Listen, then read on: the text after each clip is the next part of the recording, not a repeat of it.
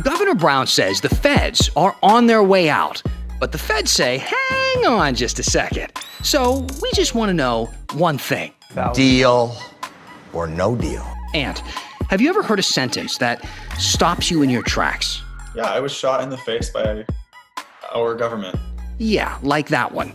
Cristin Severance interviewed a journalist who went from covering the clashes downtown to becoming a victim of them. Here's the story.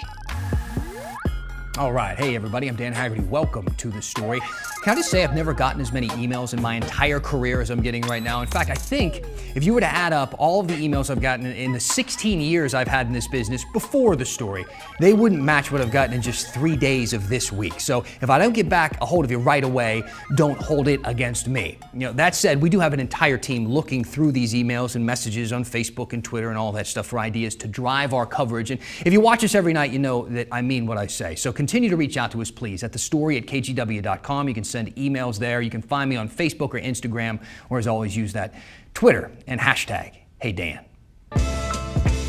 Let's get started right away tonight with our big story. It contains a whole lot of mixed messages from a whole lot of statements, 5 of them to be exact, and they all kind of leave us with more questions than answers. First, we woke up this morning with this huge news that the feds were going to start leaving Portland tomorrow, or at least that's what we thought. That's what it sounded like. Governor Brown said, after discussions with the vice president and administration officials this week, the federal government has agreed to my demand and will withdraw these officers from Portland. And just for good measure, she added, they will also clean up the courthouse, removing the graffiti. She said state and local police would step in and do the job instead, but within minutes, we got a completely different message from the head of Homeland Security. Acting Secretary Chad Wolf released a statement of his own, and this one said the department will continue to maintain our current augmented federal law enforcement personnel in Portland until we are assured federal properties will no longer be attacked. He did say if things improve on the ground, they could, quote, change their force posture. So there you have 2 different interpretations. Why not a third? We have the courthouse very well secure. Our people have done a fantastic job. You hear all sorts of reports about us leaving. We're not leaving until they've secured their city. We told the governor, we told the mayor, secure your city. If they don't secure their city soon, we have no choice. We're going to have to go in and clean it out. I do have to be frank about something the president put on Twitter. It was a blatant lie, really, this morning. He said if the federal government and its brilliant law enforcement didn't go into Portland 1 week ago, there would be no Portland. It would be burned and beaten to the ground. I'm not really even sure where to start with this. First, the feds have been here longer than a week. Second, at no time was Portland at risk of being burned to the ground or ceasing to exist. Look at the map. Almost all of these nightly clashes are happening between Southwest 3rd and 4th downtown in front of the federal courthouse, Justice Center, and Federal Building.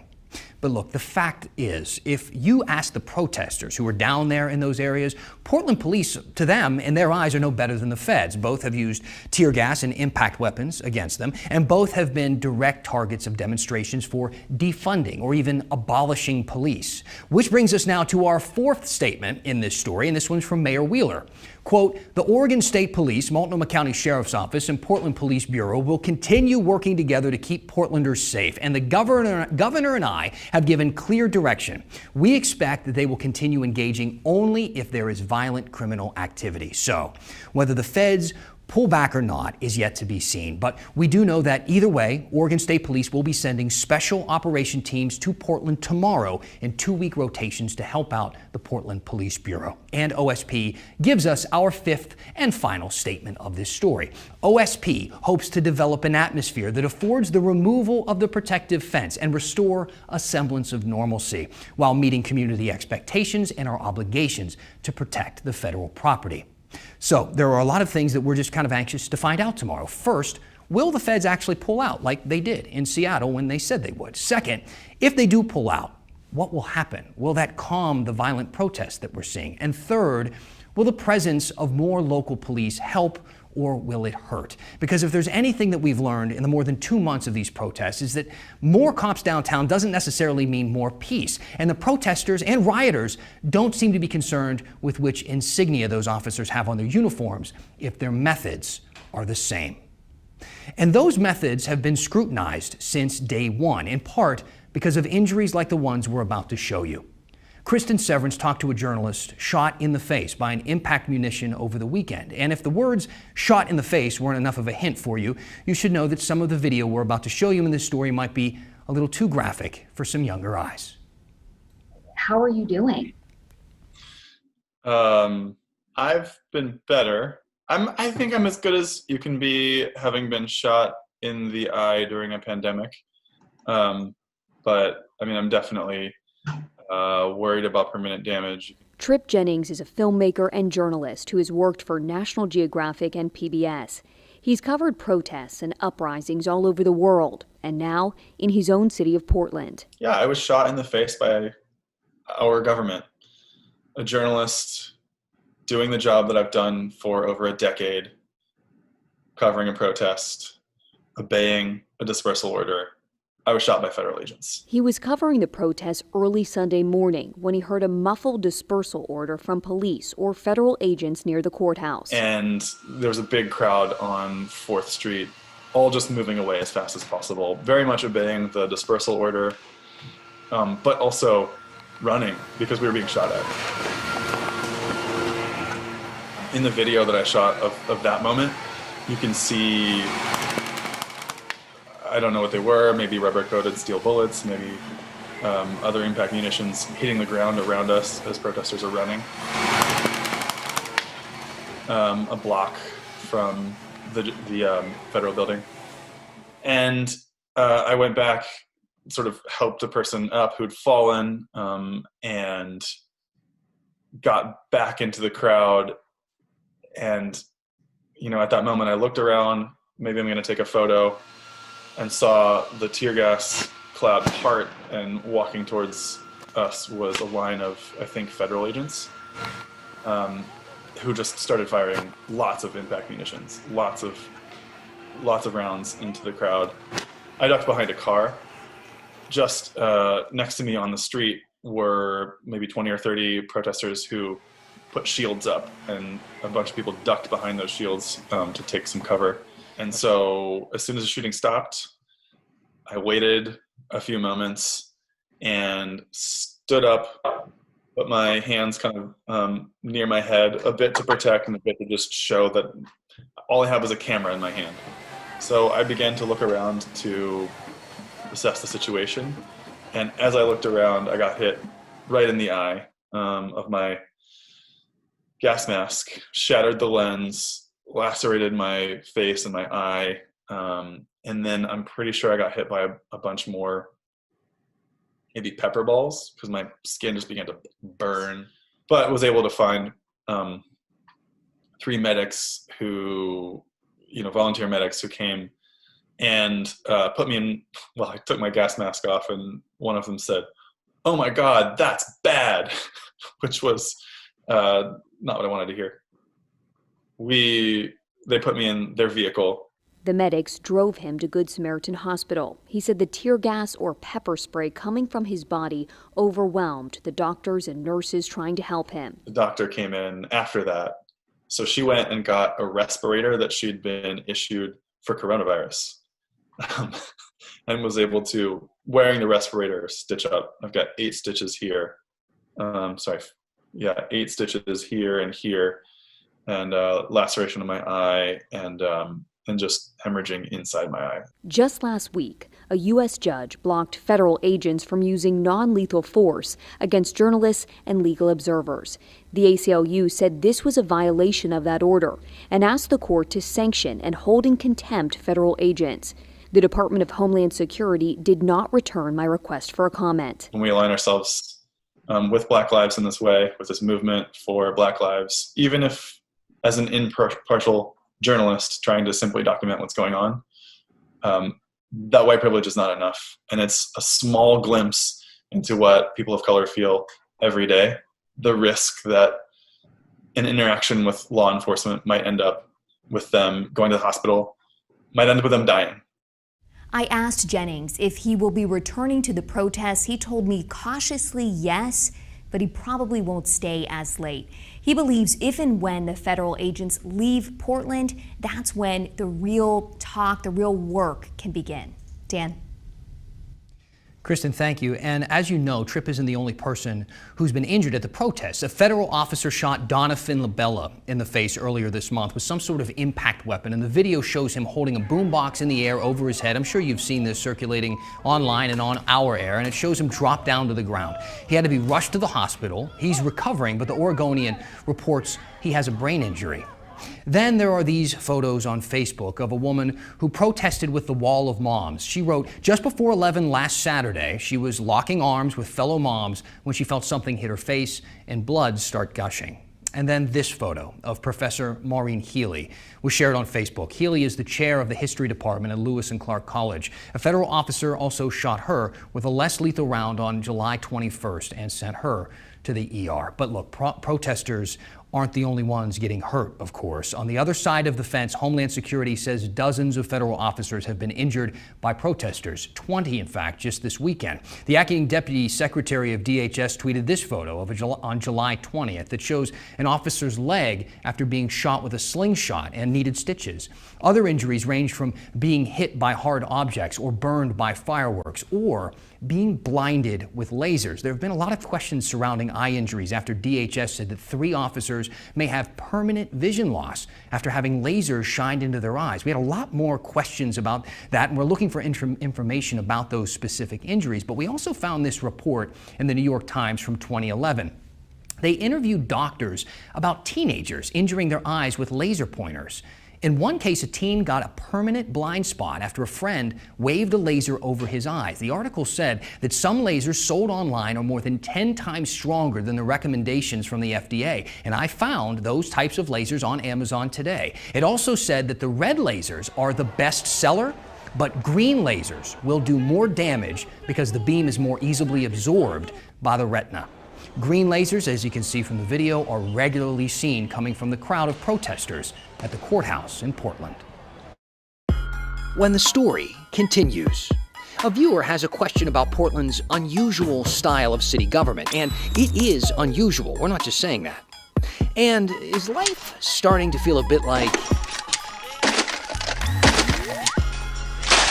yeah. Well, it's Groundhog Day. For us too. Again? So we're going to talk about something different, some other news. That's why it's so great to know that I, as a resident, as a voter, as a taxpayer, if we are seeing aggression from Oregon State Police or Portland Police Bureau, I can call my mayor. I can call the Oregon governor. I can't call Acting Secretary Chad Wolf. There's no accountability there.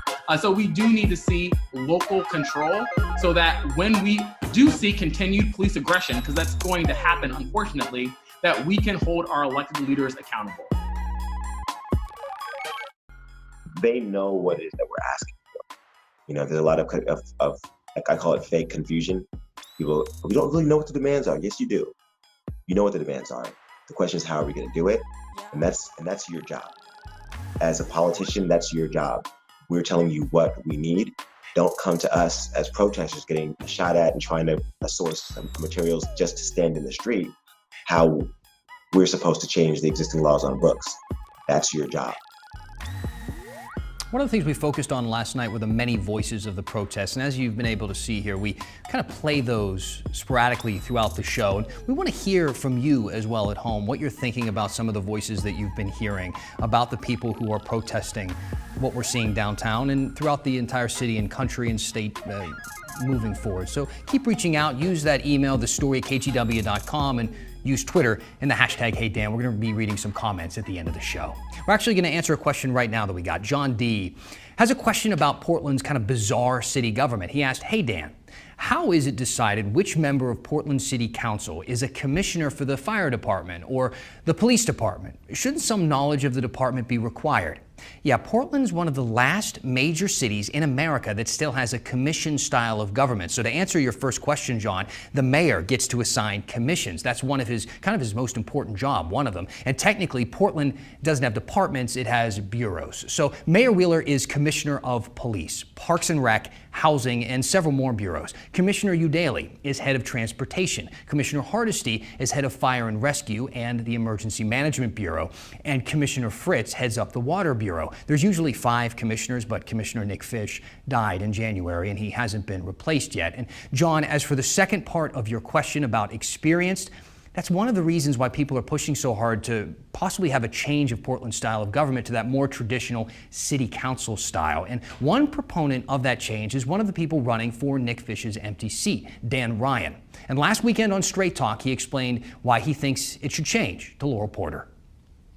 One reason I wanted to get rid of this archaic form of 5 mini-mayor government where people get lost in their own little micro bureaus, not micro bureaus, is that we need to be a team, and the team has to function, and the team has to stay focused on the top priorities of our time. Hey, just a friendly reminder for you, if you live in Portland, you should have gotten a ballot by now to vote for either Dan Ryan or Loretta Smith for Portland City Commission. You have until August 11th to vote, and we have lots of interviews with both of them up right now on the KGW YouTube channel. You can learn more about both of them so you can make a wise and smart and informed decision. Now, just a couple of hours ago, Commissioner Joanne Hardesty introduced a massive overhaul to the police oversight system in Portland. City Council will vote to put it on the ballot in November. Now, they haven't voted yet because 92 people signed up to give public testimony. Obviously, this is something on top of a lot of people's minds right now. Here's why Hardesty says this is the right time to pass something like this. We've had this conversation over and over and over again. What's changed is that there's now the community momentum and the political will to get us to where we are today. So why send it to the ballot? It is absolutely critical that all Portlanders get to weigh in on determining what community safety looks like and what community accountability looks like. So what does that mean exactly? What would the new accountability system do? Well, it would investigate these 4 kinds of cases dealing with police: excessive use of force, deaths in custody, civil liberty violations, and police actions toward protected class. That means discrimination based on race, gender, or disability. Here's how this would be different than the current system, which is the independent police review through the city auditor's office. It's what we use now. They would have the final say on discipline for officers. Right now, they don't have that. Right now, they can only make disciplinary recommendations to the police bureau. They would be able to directly impact the bureau's policies and directives. The city would have to adequately fund the board to conduct their investigations. They would get expanded investigatory powers, including better access to evidence, and they could compel people to testify in those investigations. And like I said, a lot of people are weighing in on this, including Black community leaders in Portland, who say this proposal has been needed for a long time. The late Dr. Martin Luther King, as well as the late Congressman John Lewis, would often say, there are those who often tell Black people to wait for freedom, to wait for justice, to wait for equality, to wait for police accountability. But both King and John Lewis will say, we've been waiting too long.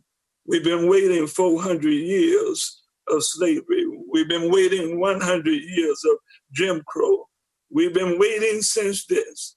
Now is the time for freedom, justice, and equality, and police accountability. Now, here's an example just from today that got brought up about why more accountability is needed. The Oregonian published this story about a Portland police officer who resigned in 2016 after beating a man. That man who got beaten got $500,000 from a jury. The police officer, however, was immediately hired back to do a desk job at the bureau, and now he's being accused of sexually harassing a coworker.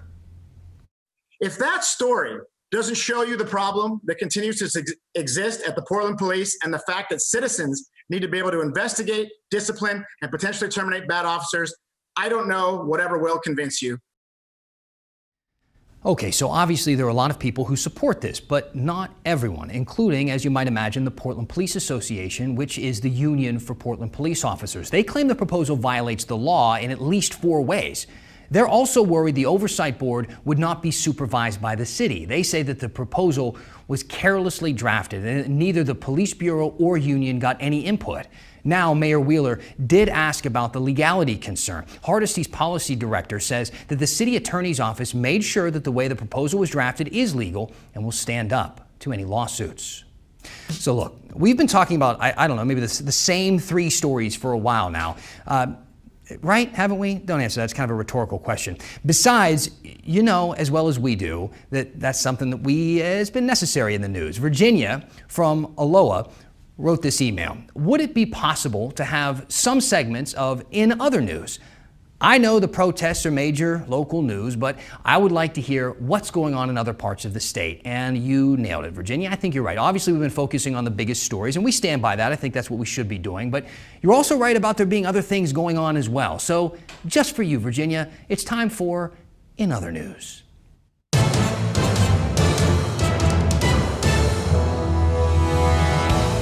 In other news, we are on day 4 of a major bridge closure in Portland. The Steel Bridge, which is TriMet's main path across the Willamette, shut down Sunday for 4 weeks. It's part of TriMet's Steel Bridge Improvement Project to replace and upgrade the track, switches, and signal system on the bridge, which is 108 years old. Every single MAX line and some bus lines are affected, and no cars can cross the bridge until August 29th. TriMet says 40,000 riders cross that bridge every day. We have yet to learn any information about the killer of 19-year-old Mr. Ford of Portland. Portland police say somebody shot the 19-year-old several times near Northeast 87th and Gleason Monday night. Portland police say they tried to save his life, but he died at the scene. If you know anything about the case, we have information on kgw.com for who you should get in contact with. And a sign of the quarantines. This weekend, Pickathon is going virtual, like just about everything else. Starting Friday and running through the weekend, you'll be able to stream performances right from your couch. If you're new to town, Pickathon is an annual music festival that usually happens on the Penderris Farm in Happy Valley. Head to pickathon.com for the set list and YouTube links.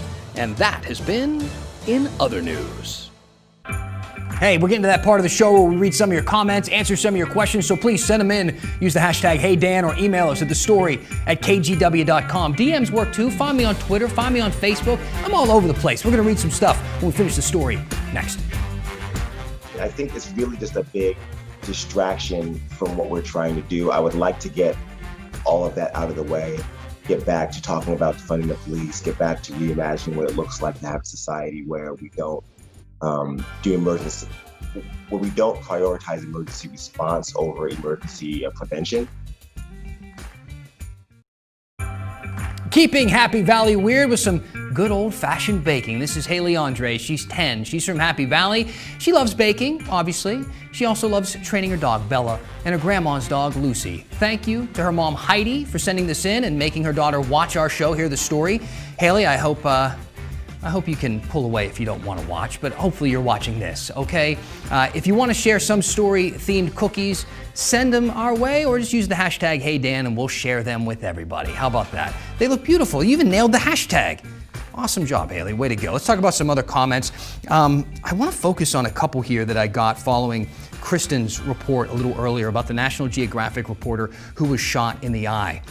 And Dan, wrote in, if a journalist or politician or anyone for that matter makes the conscious decision to be among protesters during an illegal action, then I believe if they get injured, they do so under their own fault. And then we got another one. I don't have the name. John. Hey, Dan, all journalists take a risk going into a war-like zone. The reason the shooting and tear gas occurred is because rioters and criminals started breaking the law and caused the pushback by the feds. And this one comes in from James. Just remember, the journalist put himself in the line of fire. I'm gonna have to think about this a lot. I have some reactions I wanna make immediately about that, and I'm sure you could probably guess which side of that line I would be on. I think I've been asking myself a lot about journalism, who's a journalist. The people down there covering these protests and riots all have phones where they can live stream and tweet and disseminate information. But I think you should be careful wondering if journalists have a right to be down there and a right to stay safe. And if they weren't able to stay safe, which ones would be down there giving you the information that not only you need, but that our society needs to remain free and great in a lot of ways. So just think about that. I'll think about it too. Let's keep the conversation going online. In the meantime, that's the story for tonight. We'll see you back here tomorrow.